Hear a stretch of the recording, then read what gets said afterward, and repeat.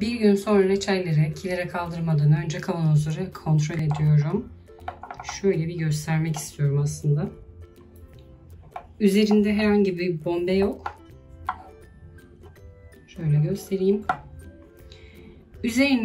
Kapağın üzerine şöyle elinizle sıkıca bastırdığınız zaman eğer bu tarafta oynama oluyorsa kapak tutmamış demektir. Tutmayan kapakları da kesinlikle kilere kaldırmayın.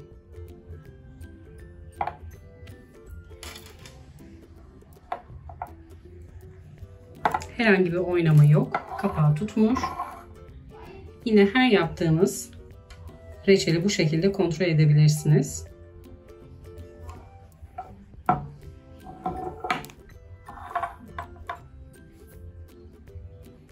Kapaklar tutmuş. Kilere kaldırıyorum. Kanalıma, mutfağıma hoş geldiniz. Bugün sizlerle şeftali reçeli yapıyoruz. Hızlıca tarife geçiyorum. Yaklaşık 2-2,5 kilo kadar şeftalim var.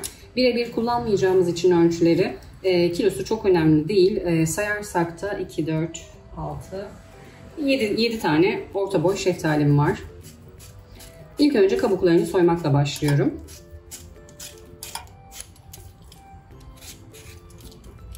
Şeftalileri çok yumuşak kullanmıyorum. Çok ezilmesin. Biraz daha sert şeftali tercih edelim.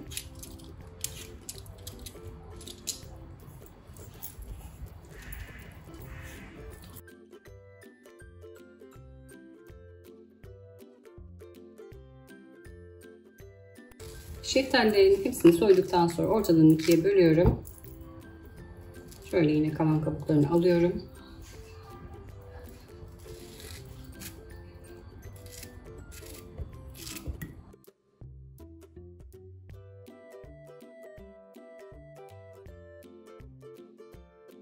Küp küp doğruyorum. Çok minik tipler yapmıyorum arada kaybolmasın diye.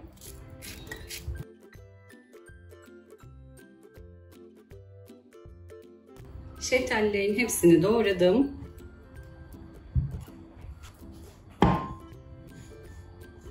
Sıra geldi şekerle buluşturmaya. Aynı boyutta 2 tane kase kullanıyorum. Birini şeker için, birini de şeftaliyi ölçmek için kullanacağım. 2 kase şeftaliye, 1 kase şeker. Yani 2'ye 1 oranında kullanıyorum. 2 kase şeftaliye tenceremin dibine alıyorum. 1 kase toz şeker ekliyorum.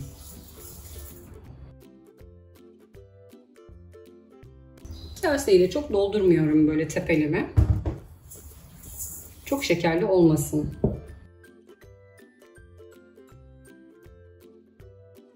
Kaç kase çıktığını açıkçası sayamadım. Dediğim gibi 2 kase şeftaliye, 1 kase çok dolu olmayan toz şeker ilave ediyorum. Kat kat yapıyorum ki şekeri iyice içine çeksin. Tencereyi şöyle bir düzeltip üzerini streç filmine kapatıyorum. Havalar sıcak olduğu için şeftalilerin ekşimesini istemiyorum. Bu yüzden de bir gece dolapta bekletiyorum.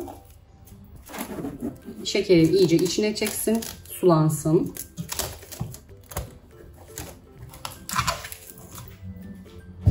Bal gibi bir reçel yapmıyoruz. Meyvenin özünü hissetmek istiyorum. O yüzden de birebir ölçü kullanmıyorum. Yani 2 kilo şeftaliye 1 kilo şeker gibi ama kaseyle ölçmek her zaman daha avantajlı oluyor. Bir gece buzdolabında dinlendiriyorum. Yarın mutfağımızı mis gibi şeftali reçeli kokutacağız.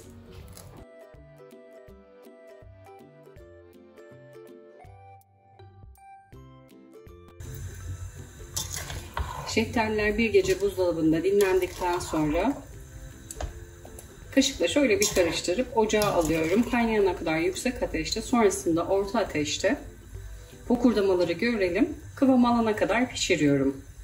Reçel kaynamaya başladı. Altını kısmadan önce üzerinde biriken köpükleri alıyorum. Reçeli çok fazla karıştırmıyorum. Yani 1 veya 2 defa pişene kadar karıştırıyorum ki şekerlenmesin. Çok fazla karıştırmak şekerlenmeye neden oluyor.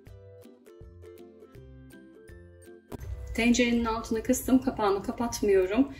Bu şekilde fokurdamaları mutlaka görelim. Ocağın altını çok sık yaparsak kıvam almaz.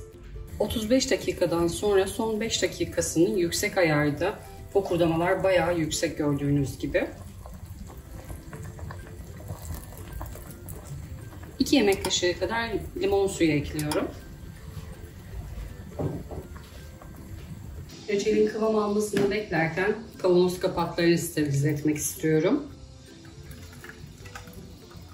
Bir tencereye kavanoz kapaklarını aldım. Üzerine gelecek kadar sıcak su ekliyorum.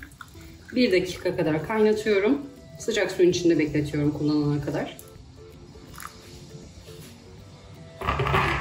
Daha öncesinde kavanozlarımı da yıkayıp kurulamıştım. Reçelimiz pişti. Bu reçelimizin son hali. Şu an daha hala sıcak. Dolapta soğutmadım. Reçeli yaklaşık 45 dakika kadar kaynattık. Şeftaliniz suluysa bu süre biraz daha değişebilir. Son 10 dakikasını yüksek ateşte yaptım ki kıvam alsın.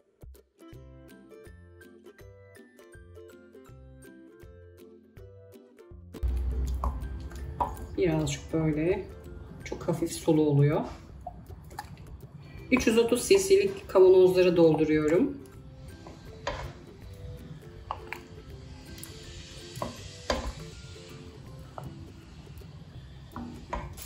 Kavanozu doldurduktan sonra havlu kağıtla kenarlarını siliyorum.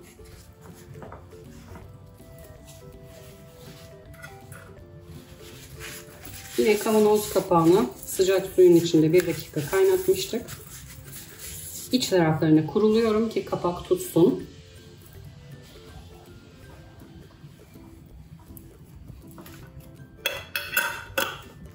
Kapağı 2 geri, bu sesleri duyacaksınız. 1 ileri sıkıyorum.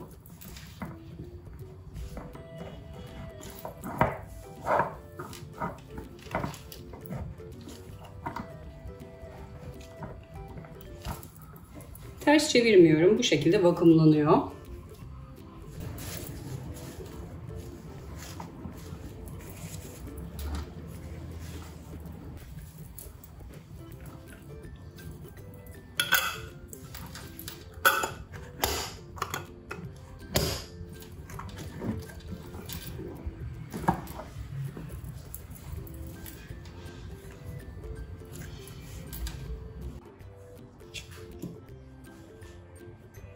Kavanozlar hala ılık.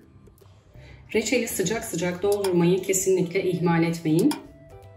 Aksi takdirde vakumlanmaz.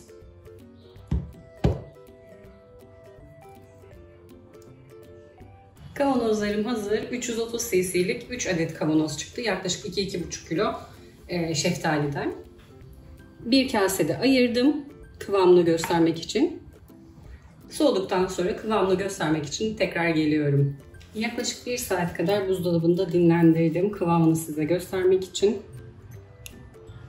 Çok az dinlenmesine rağmen kıvamı harika. Şöyle göstermek istiyorum.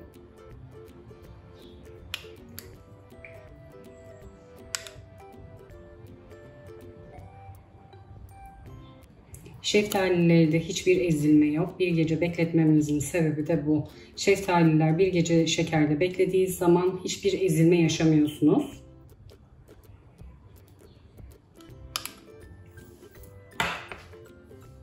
Bir tarifimin daha sonuna geldim. Tüm aşamaları birlikte yaptık. Aklınıza takılan sorular olursa yorum kısmına sorularınızı bekliyorum. Gördüğüm an size dönüş sağlıyorum. Kanalıma hala abone değilseniz abone olmayı, sevdiklerinizle paylaşmayı, bir sonraki videomdan haberdar olmak için bildirim zilini açmayı unutmayın lütfen.